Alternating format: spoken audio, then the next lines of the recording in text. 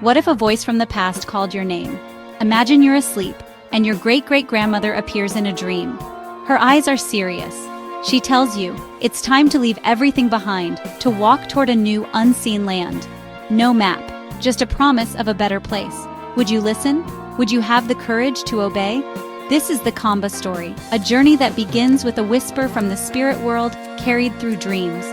For the Kamba, ancestors weren't gone. They watched, protected, and guided. The call to move was sacred, not a suggestion. To ignore it was to turn your back on your heritage. Imagine the bravery, leaving your home, your fields, your ancestors' graves, stepping into the unknown with only faith and stories. Neighbors might call you foolish, doubt and fear would follow.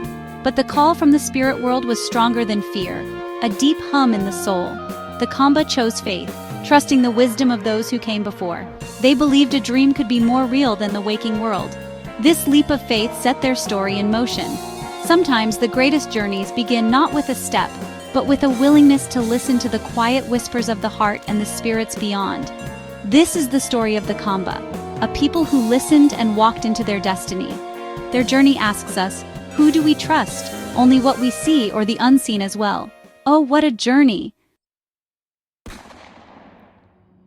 Before Ukambani, the Kamba lived in a distant, mystical north. Some say near Mount Kenya, others in lands of vast plains and giant trees. Life there was deeply connected to nature. Every bird's cry, every wind's direction was a message from Ngai, the creator. Dreams were sacred portals, the main way to communicate with ancestors and Ngai. Elders received powerful visions, warnings, instructions, glimpses of new lands.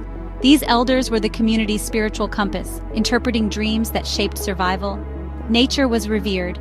A baobab was a shrine, a river the people's lifeblood. The Kamba lived in harmony with the land, taking only what they needed, always giving thanks. This belief system shaped their culture and values. Then the elders' dreams changed, visions of a long journey south, a great migration. The land was growing tired, the rains unreliable. The ancestors called them to a promised land. The stage was set for one of East Africa's great migrations, a journey guided by dreams. The call to move was clear. The elders had spoken. The great walk began, deliberate, organized, clan by clan. They carried tools, seeds, stories, and faith. Their map was written in stars, birds, and visions. Central to their journey was the sacred Mutambi tree, a sign from the ancestors.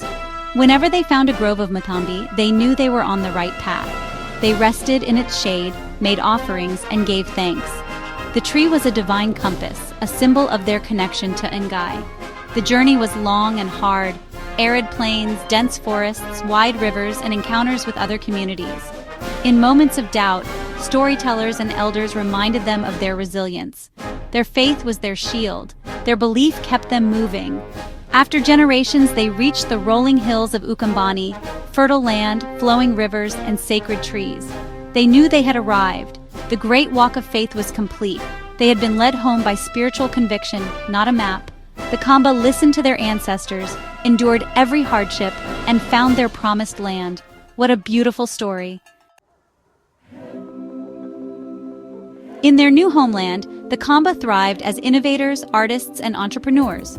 Their wood carvings, figures of animals, people, and spirits, became world-renowned, each piece telling a story. They were master blacksmiths, forging tools and weapons that shaped their society. Their knowledge of herbal medicine made them respected healers and valuable trading partners. As traders, they organized caravans, connecting the coast and interior, exchanging goods and ideas. Their commercial acumen brought wealth and new perspectives. The Kamba were not just spiritually guided, they were practical, resourceful, and masters of their destiny. Smokin' hot. The Kamba's spiritual beliefs deepened in Ukambani. They believed in Ngai, the creator, whose will was revealed through ancestral spirits, the Aimu. Elders, revered as living libraries, were the bridge to the ancestral realm.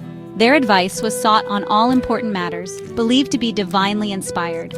Dreams remained vital, messages from the Aimu interpreted by elders or diviners.